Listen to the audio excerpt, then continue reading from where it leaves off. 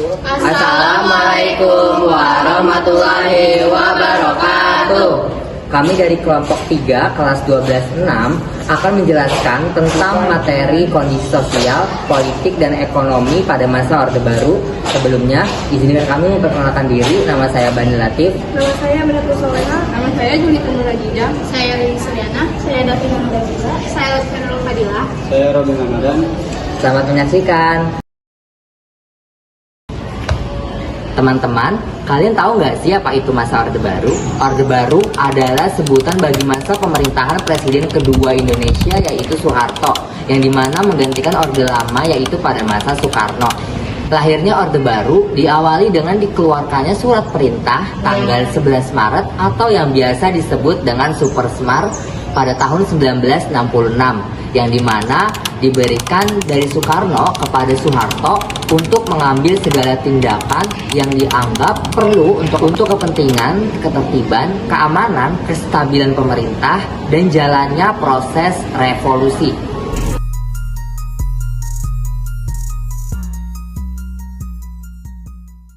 Yang pertama, kondisi sosial pada masa Orde Baru berfokus terhadap pembangunan ekonomi dan stabilitas politik, yang dimana terdapat beberapa poin yang dijelaskan kembali. Yang pertama, itu ada pemerintahan yang otoriter dan penekanan terhadap oposisi. Sejak awal pada masa Orde Baru, pertumbuhan ekonomi makro Indonesia menunjukkan angka yang sangat mengesankan. Namun, kebijakan yang berfokus pada investor asing ini memicu ketidakpuasan di masyarakat Indonesia sendiri. Seringkali investasi tersebut hanya diberikan kepada perwira militer dan kepada masyarakat yang keturunannya Tionghoa. Kekecewaan masyarakat terhadap korupsi, kolusi, dan nepotisme tersebut memicu demonstrasi besar di Indonesia yang terjadi pada tahun 1974 yang disebut juga dengan kerusuhan Maleri. Pemerintah merespon dengan menutup 12 surat kabar dan menahan 1 orang jurnalis tanpa melewati jalur persidangan. Untuk menekankan ekspresi publik, pada tahun 1984, semua organisasi sosial politik diwajibkan menyatakan bahwa Pancasila sebagai satu-satunya ideologi yang kemudian digunakan oleh Soeharto sebagai alat penekanan dengan ancaman tuduhan anti Pancasila. Yang kedua, sistem patronase dan nepotisme. Gaya pemerintahan Soeharto dikenal sebagai sistem politik patronase, yang dimana hubungan antara pemimpin dan pengikut yang didasarkan pada pertukaran timbal balik.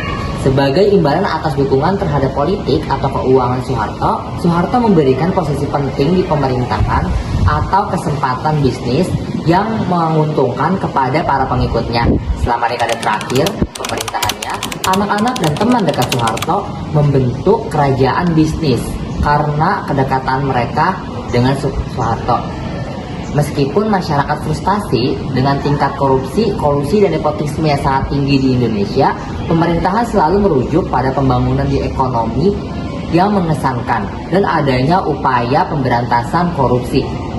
Selanjutnya yang ketiga, krisis finansial Asia dan kejatuhannya Orde Baru. Legitimasi pemerintah yang bertumpu pada pilar ekonomi runtuh ketika krisis Asia melanda pada tahun 1997 sampai 1998. Indonesia menjadi negara yang paling terpukul, menyebabkan krisis ekonomi yang berlanjut menjadi krisis sosial dan politik. Banyaknya pencapaian ekonomi dan sosial runtuh, dan masyarakat Indonesia menuntut pemerintah baru tanpa Soeharto. Jakarta menjadi medan pertempuran dengan kerusuhan yang menghancurkan gedung-gedung hingga menewaskan lebih dari 1.000 jiwa pada 21 Mei 1998. Saya akan menjelaskan tentang kondisi politik di masa Orde Baru. Sebelumnya saya akan menjelaskan lebih lanjut tentang awal dilantiknya Jenderal Soeharto menjadi presiden. Nah, pada awalnya itu pada tanggal 11 Maret 1966, Presiden Soekarno memberikan Super Semar atau Surat Perintah 11 Maret kepada Jenderal Soeharto agar Jenderal Soeharto ini mengambil tindakan yang perlu untuk melindungi negara yang sedang dalam keadaan genting. Nah, pada tanggal 12 Maret 1966, Jenderal Soeharto itu langsung mengambil tindakan kepada para PKI. entah itu mengamankan pejabat pemerintah yang berhubungan dengan PKI ataupun membubarkan kabinet Dwi Kora yang di dalamnya itu terdapat tokoh PKI. Selanjutnya, MPRS atau Majelis Permusyawaratan Rakyat Sementara itu menetapkan Super Semar sebagai ketetapan Majelis Permusyawaratan Rakyat Sementara nomor 9 tahun 1966 dengan Jenderal Soeharto sebagai pengembannya. Pada tanggal 25 Juli 1966, Jenderal Soeharto itu mendirikan kabinet baru namanya Kabinet Ampera atau Amanat Pendirian Rakyat untuk menggantikan kabinet sebelumnya yaitu Dwi Kora yang sudah dibubarkan. Selanjutnya, karena ketakutan terjadi dualisme kepemimpinan antara kepemimpinan Presiden Soekarno dan Jenderal Soeharto, pada tanggal 23 Februari 1967 itu diadakan pengalihan kekuasaan resmi dari Presiden Soekarno ke Jenderal Soeharto. Nah, selanjutnya baru nih kita masuk ke kondisi politik di masa Orde Baru.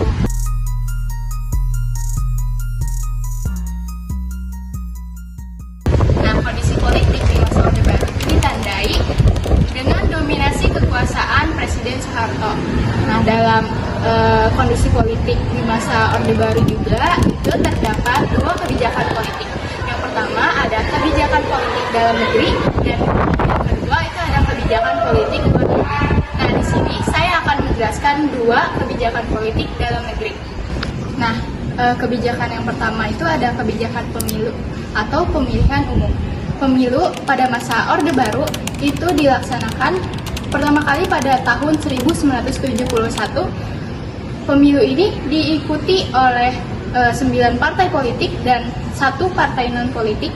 9 partai politik tersebut ada PNI, PSII, NU, Partai Murba, Partai Kristen Indonesia, Partai Katolik, IPKI, Parmusi, dan PERPI. Selanjutnya itu ada partai non-politik, yakni Partai Golkar atau Golongan Karya. Nah, kebijakan yang kedua itu ada kebijakan penyederhanaan partai politik. Pada tahun 1973, Presiden Soeharto mengusulkan untuk menyederhanakan partai-partai politik yang ada.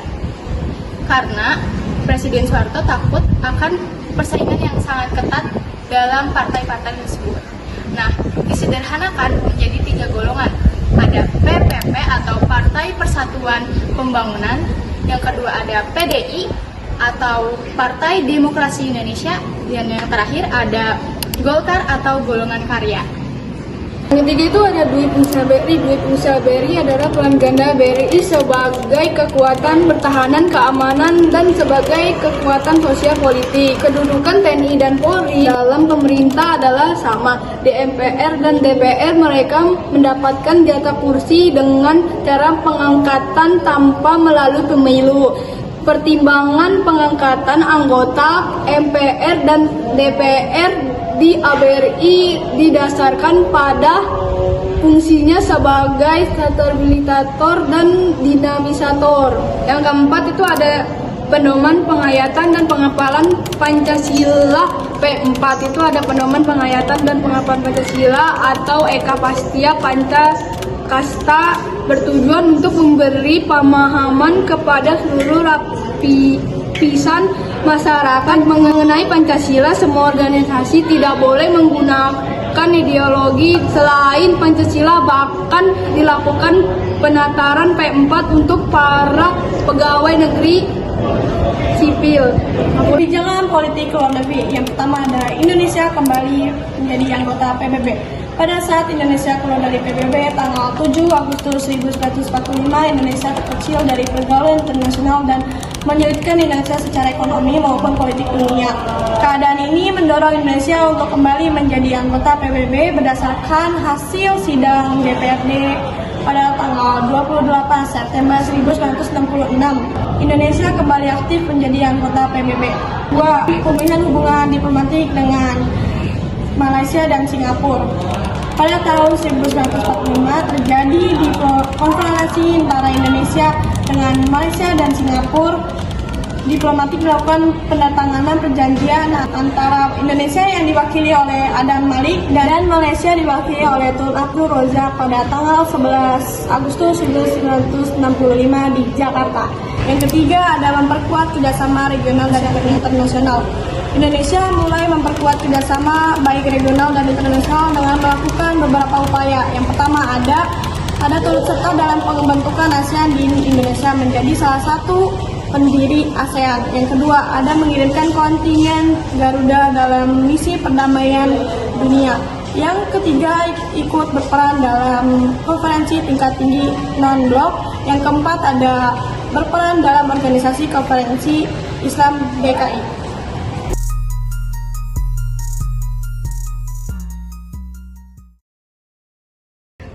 Meskipun Indonesia mengalami pembangunan pesat pada masa Orde Baru, tetap ada masalah yang dihadapi oleh bangsa. Pada awal pemerintahan Soeharto menjabat, ia dihadapi oleh masalah yang cukup rumit.